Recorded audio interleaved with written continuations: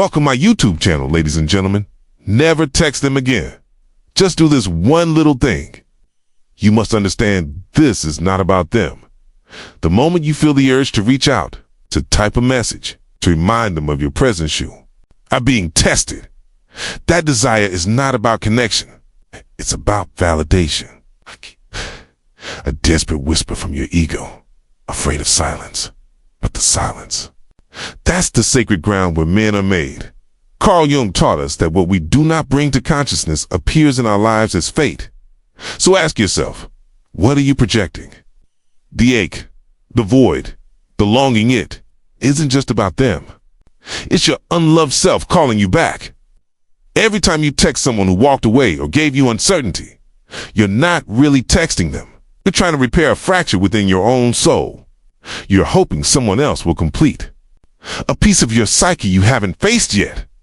But here is the truth, the brutal, liberating truth. The person you must respond to is yourself. The Stoics knew this well. They understood that impulse is the enemy of peace. When you act from emotion, you give away your throne. When you reach out, not from grounded intent, but from anxious reaction, you dethrone yourself.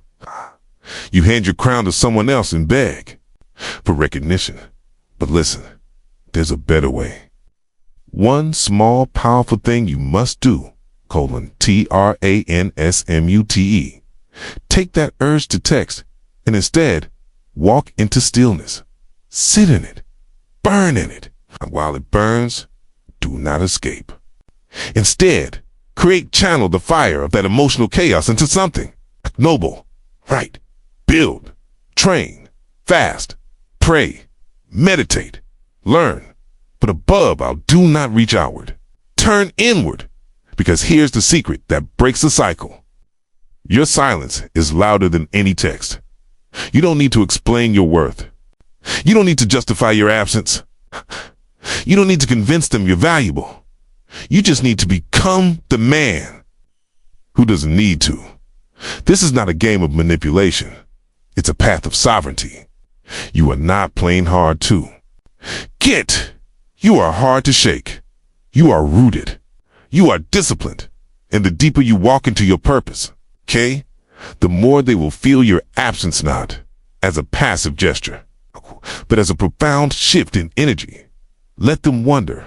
Let them feel your absence. In the echo of your silence, let the mystery of your withdrawal do the talking. Because when you stop showing up where you are not valued, you do not lose people. You lose illusions. Do the work. Build your body. Master your mind. Heal your heart. Not so you can get them back, but so you can get yourself back.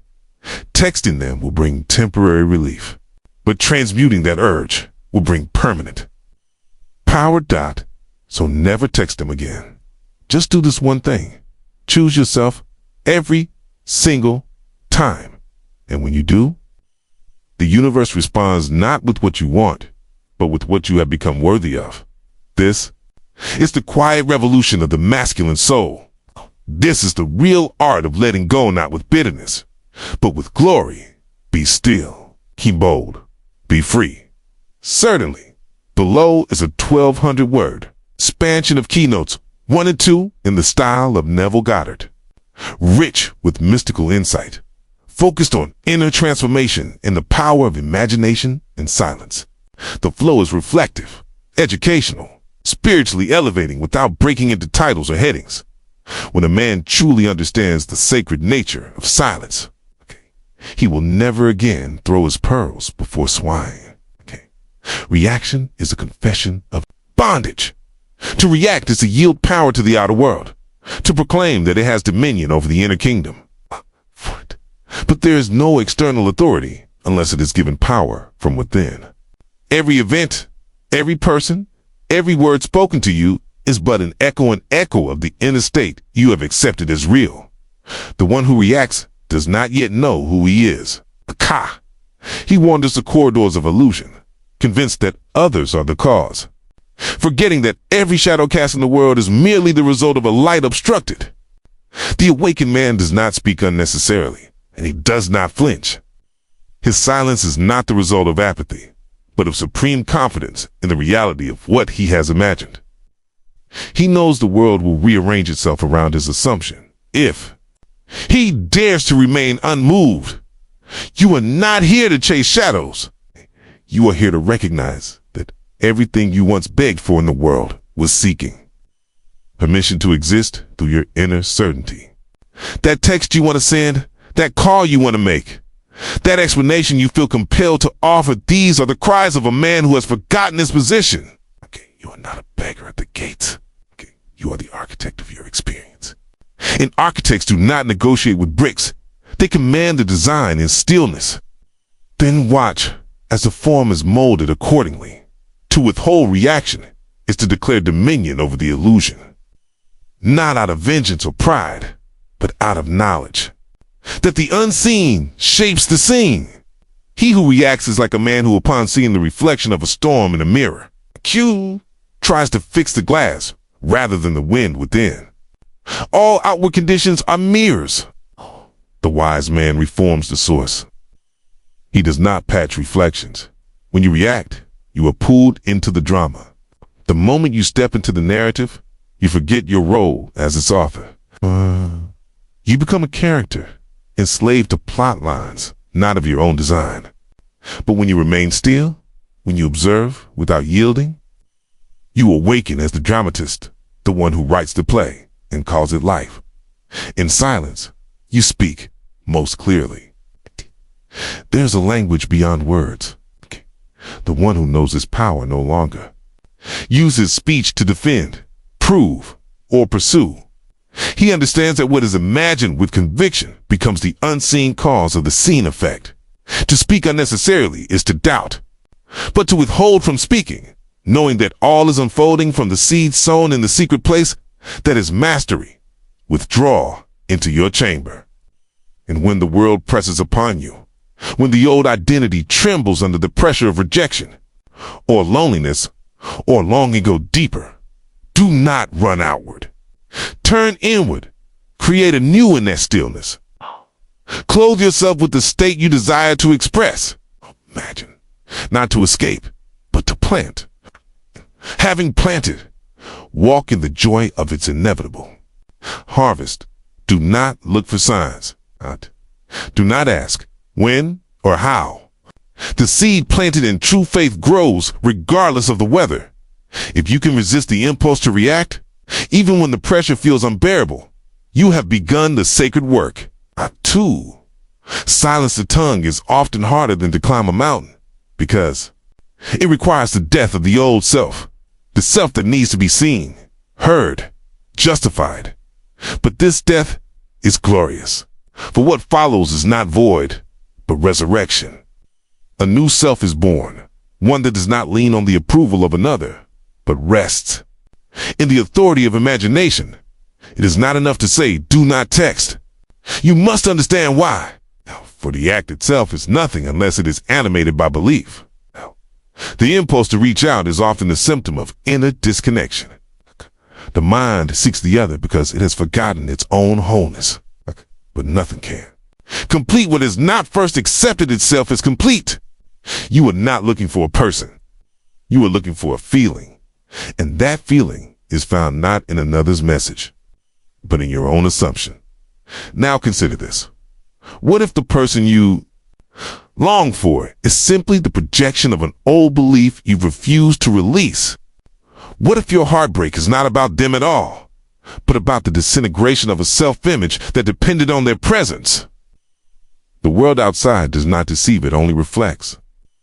If you can withdraw the projection, the world loses its hold on your emotions. The chains fall. The spell breaks. No man sees the world as it is. He sees the world as he is. The face you wish would smile at you. The voice you ache to hear. The message you crave to receive. None of it exists outside your own assumption.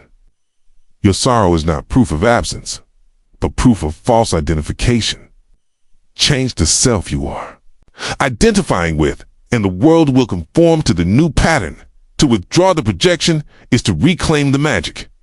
The person who seems so necessary fades into symbolic meaning. They were never the source of your emotion. They were the screen upon which your inner belief was cast. And once you know this, the game changes entirely. You stop asking why. Did they leave? And begin to ask, what belief was I entertaining that birthed this absence? You stop chasing what left, and instead dwell in the inner reality of what has already arrived. You see them now not as a savior, but as a mirror. And you break that mirror, not in anger, but in joy. Because now you understand you do not need a reflection to know who you are. You simply need to be still long enough to remember. So do. Not text. Do not call. Do not plead with shadows. Create anew. And when the urge arises, when the fingers itch to type, when the mind screams for Kuzuga within, close the eyes. Feel the feeling of having already received. Walk in it. Breathe in it. And then return to your world. Silent. Smiling not. Because something has happened, but because you know it must not. The world bends to the man who no longer bends to it. Withdraw your attention, and the thing you once feared losing will lose its power. The one who seemed indifferent will feel the absence of your energy. But even that becomes irrelevant, for now you are not moved by their movement. You are moved only by the law that what is felt deeply and believed completely must outpicture itself in form. You are not here to react. You are here to imagine. You are not here to chase. You are here to remember. What you desire is already within you. No event holds power over the one who knows where the true center of operation lies. Detachment is not the absence of feeling it. It's the presence of knowing. You detach not to push the world away, but to remember that all things are drawn to you by the nature of your state. When a man feels the pull of obsession, when his peace is disturbed by the actions of another, when his heart beats in longing or anger over something lost, he is not suffering because of what has occurred. He is suffering because he has identified himself with an idea that no longer serves his higher vision. To detach is to remove the mask from the illusion. It is to cease feeding a version of reality that is not in harmony with what you now claim to be true. There is no control without detachment. One cannot control what one is bound to. When you are emotionally entangled, when your identity is wrapped around what someone says or does, you are no longer the cause, but the effect. But when you detach not by fleeing the situation, but by shifting your inner state, you'll reclaim the throne. You move from puppet to playwright, from reaction to creation. What is control but inner authority? It is not manipulation of outer form, nor the assertion of dominance. True control begins the moment you say within yourself, I am the source. And having said it, you remain in that truth regardless of appearances. The outer world does not move you because you no longer ask it for permission to feel secure, loved, or fulfilled. You have found the river within, and now you drink from its waters daily. Every situation, no matter how emotionally charged, is neutral in essence. It becomes charged only by the meaning you assign to it, and all meaning is born from state. So, when something shakes you, be it silence from a lover, betrayal from a friend, or loss of what you once valued, it is not the event itself that disturbs your peace. It is your inner agreement with the old self who expected such outcomes. Change the agreement, and the world must change to match. Detachment is the act of breaking the contract with old expectations. You no longer anticipate abandonment. You no longer wait for closure. You no longer live under the tyranny of needing them to come back. Instead, you enter the sanctuary of the self, and there you see that everything you wanted from them, validation, love, presence, was a symbol for what you had not yet fully embodied within. To control is to command. Not the other, but yourself. Not the actions of others, but the assumptions of your own mind. It is to walk in the world untouched by its noise because you have already heard the inner whisper that declares, it is done. This is not coldness. It is warmth undisturbed. It is the fire that burns but does not consume. It is the stillness that creates movement. When you detach, you are not letting go of the desire. You are letting go of the fear. You no longer chase it because you know you already possess the power to call it into form. You no longer plead for it because you understand that begging for what is already yours is blindness. You assume it. You live from it. You feel it real. Okay. And then you rest. But this requires honesty. Brutal, loving honesty. Because to detach from the world, you must first face what you have clung to. You must confront the version of yourself who felt unworthy. The one who thought love must be earned. The one who mistook absence for punishment. That self must be seen. And in seeing it without judgment, you transmute it. You do not fix the outer. You forgive the inner. And in that forgiveness, you detach from the old story. There is a healing that only comes when you no longer seek rescue. When you stop searching for the one who left and instead begin listening to the self that remained, you find the gold hidden beneath the pain. Every heartbreak, every unanswered message, every moment of abandonment, it all points you home. It's not rejection. It is redirection. It is life refusing to let you settle for the shadow of what you are. You are not seeking them. You are seeking you. The you that existed before the disappointment. The you that believed in possibility. The you that never doubted his value. When you make contact with that self, you no longer suffer over who walked away. Cause you realize nothing was taken. Only illusions dissolved. Withdraw the projection. Look not at the other, but into the mirror. Ask, what did I believe about myself that made this event feel inevitable? Was it a belief in abandonment?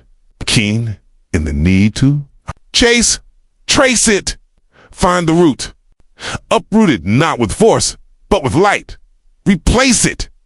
Choose a new assumption and embody it. The projection is powerful because it blinds. You think it is them, but it is you, clothed in the garments of someone else. They were not the cause. They were the canvas. You painted them with your fear or your longing, your hopes, or your wounds. And then you forgot that it was your hand that held the brush. The moment you withdraw the projection, the canvas fades. What remains is Youtha, artist unbound. But this is not a task of logic. 'Tis a movement of faith. To withdraw projection is not to analyze it, is to imagine anew. It is to take your attention off the old play and begin writing a new scene. In the moment you stop feeding the old character with attention, they disappear. Not because they cease to exist, but because they no longer matched your new identity. You are not bound by what happened. The key, you are only bound by what you continue to assume. Detachment dissolves assumptions. It frees you from patterns. It breaks the repetition. But only when you do the sacred work of seeing the event not as punishment, but as a message. And the message is always the same. Go within. Create from the center. Assume the end. And dwell in the joy of its reality. Let go of the how. Rest. The desire is holy, but its fulfillment does not come through effort. It comes through embodiment. You become the version of yourself who already has it. And from that state, you detach from all contradiction. Not by denying it, but by refusing to be moved by it. Your silence becomes your signature. Your calm becomes your magnet. Your detachment becomes your control. Do not chase the form. Cultivate. The feeling for every outer experience is an echo. Let the old echo fade. Let the new tone ring out. And in time, without striving, without pleading, without force, the world will mirror back what you now carry within. Control is not domination. It is surrender to the truth that what you imagine with conviction must come to pass. And detachment is not denial. It is the highest form of trust. You are not letting go of the desire. You are letting go of the doubt. You are not walking away from love. You are walking toward its true source, your own consciousness. And from this place, You lack nothing. You miss no one. You want not. You wait not. You are, and that is enough. Reaction is the servant of a mind untrained in vision. It springs from a man who has not yet learned to live deliberately. In the moment of reaction, the senses take full control and steer the soul into states that were never chosen, only inherited, accepted, absorbed unconsciously from the world. But no man was born to be a slave to emotion. He was made in the image of the Creator, not the reactor. And creation is ritual, not impulse. When life presses, when people disappoint, when silence stretches long and cold, the untrained heart reaches for noise. It fills the void with movement, texts, calls, confessions, explanations. Yet these are not acts of power. They are the tremblings of a soul that has not yet rooted itself in inner certainty. But you need not live from that state. You may choose instead to rise above it, not by force, but by discipline, not by suppression, but by selection. There's a sacred way to respond to what once disturbed you. And it begins not with another, but with your own breath, your own thought, your own focus. Replace reaction with ritual. Replace the need to act with the need to return inward, where all things begin and end. The world will always tempt you to engage at the level of the visible, but your power lies elsewhere.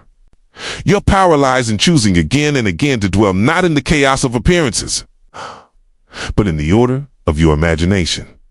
The moment the message does not come, when the call is ignored, when you feel the coldness from another, do not chase it. Do not try to correct it by physical means. Enter the sacred ritual of recreation.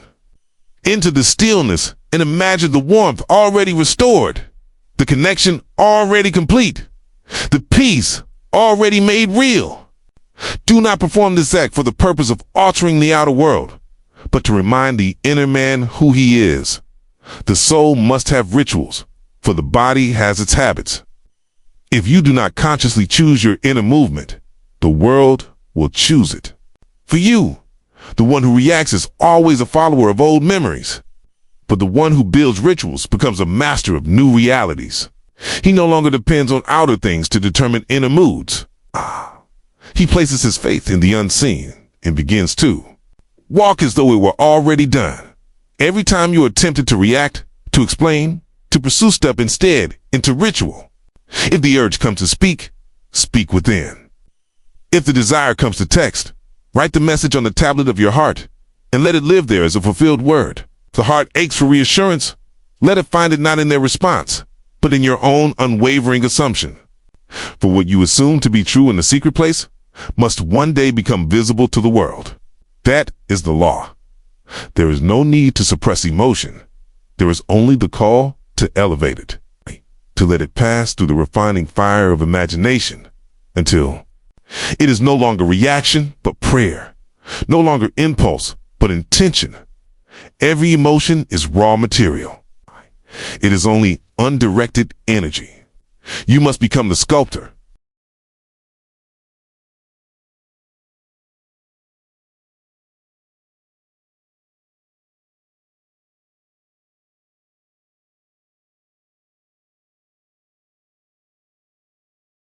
Form it into the image of your desired end and hold it there with sacred repetition.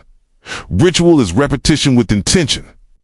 It is the deliberate choosing of what state to dwell in, over and over, until it becomes your second nature. Once it is your second nature, the world has no choice but to bow to your first. Now let us consider absence. The ache of silence, the emptiness left by someone's withdrawal, the space where presence once lived. Two is a gift when rightly understood. The world will tell you to close the gap by any means necessary to reach, to chase, to recover the bond through words or effort. But this is not power. Power is not in the message you send. Power is in the message you become. When someone removes themselves from your life, do not collapse inward. Rise instead in stature. Let the silence be a throne upon which your new self is crowned. For absence, when met with stillness, becomes presence of a higher kind. It speaks more than your voice could. It carries the weight of someone who no longer needs to prove or plead. It echoes with authority. You must see the beauty in the void. The silence is not empty. It is filled with the vibrations of your most recent assumption. And if your assumption is noble, whole, elevated, then the silence carries that frequency out into the world. Let your absence declare your transformation. Let it speak of a man who has remembered who he is. Let it carry the mystery that compels the world to ask, not where you went, but what you have become. Do not fear being forgotten. You are never forgotten when you remember your true self.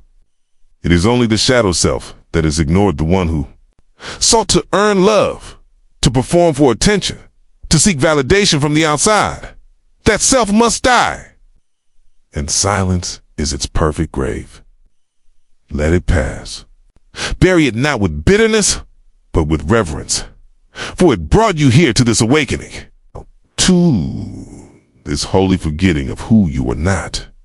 Now, every absence becomes a blessing. Every unanswered call becomes a bell of awakening. Every ignored message becomes a reminder to go deeper. Not to retreat in shame, but to ascend in vision. You begin to understand that presence is not determined by proximity. It is determined by awareness. And when you dwell in the awareness of your true identity, you are never alone. You are always full. Let them feel your absence not as punishment, but as transformation. Do not return the energy they gave you. Do not mirror their indifference. Create a new mirror, entirely one that reflects your highest state, not your wounded past. And should they return, let them return not to the old version of you, but to the temple you have built in the silence. If they never return, you have lost nothing. You have only released what was never yours to begin with the symbol of a state. You no longer occupy. For no one remains with a man who has changed his self-concept unless they too are aligned with that new vibration.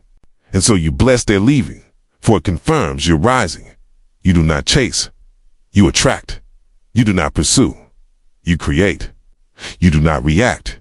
You ritualize. And in this shift, you become untouchable not in arrogance, but in calm. Its very stillness becomes a presence. Your absence becomes a voice.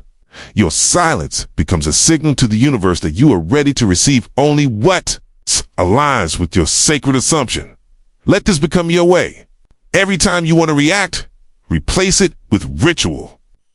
Every time you feel absence, replace it with elevation. And soon, the world will conform not because you forced it, but because you remembered. You became the one who no longer seeks, but sees, no longer reacts, but imagines. No longer chases, but embodies. In this space, all things are possible. For here, you are not a reflection. You are the light. No man is ever rejected. He is only misidentified. What you believe yourself to be, the world must confirm. You are not to chase what withdraws, nor explain yourself to what no longer sees. You are to revise the self who stood there waiting. You are to rewrite the archetype. You are not the one longing to be chosen. You are the one from whom choice flows. And that shift changes everything. The story you carry, the image you hold, the identity you animate, these form the law of your life. You are not at the mercy of how others perceive you. You are at the mercy of how you perceive yourself. And as long as you walk in the memory of who you were, you will see only repetition. But if you dare to enter the mystery of who you could become and accept that vision as already fulfilled, you liberate the world to respond in kind. There is no merit in trying to convince someone to stay. That is the action of a man who has forgotten his inner throne. The one who chases is the one who has not yet seen that all things come to the one who abides in assumption. The relationship you desire, the recognition you crave, the respect you seek, none of these are withheld. Like they are simply awaiting a new reflection. And that reflection is born not in words or effort, but in silent embodiment. You were never meant to pursue love. You were meant to radiate it, to become such a powerful image of completeness that nothing could approach you unless it too was whole. When a person walks away, let them. When silence replaces connection, bless it. It's not as loss, but as a space being cleared for a higher image. The former self, one who depended on their presence, is fading. And in its place, a new self is being formed. One who needs nothing, yet receives all. Rewrite the archetype. Become the man who no longer fits the mold of longing. Imagine yourself not as the one trying to be seen, but as the one who sees clearly. Assume not the role of the forgotten, but the remembered. Do not walk in the energy of what if she loved me. Walk in the presence of how could she not. And let that presence be felt first in silence, then informed to rewrite is not to escape. It is to declare that the past, though real in memory, is powerless in destiny. It is to move the inner eye from the record of pain to the vision of fulfillment. Not because the pain did not happen, but because it no longer defines the one who now dreams. The dreamer has awakened. And he sees that he was never the victim. It was always the cause. You may ask how to begin. Begin in stillness. Imagine a new self, not abstractly, but in vivid living color. Not someday, but now, a feel. His posture, his voice, his presence. Watch how others respond to him, how the world opens before him. Hear the words spoken to him, the ones you once longed to hear. Let them echo in your own consciousness and accept them as real. Then walk in that energy, not once, but until it becomes your nature. This is not pretense. This is principle. What? You feel yourself to be, you become. And all things reorganize around that self. You cannot stay as the one who was ignored and expect to be chosen. You must die to him.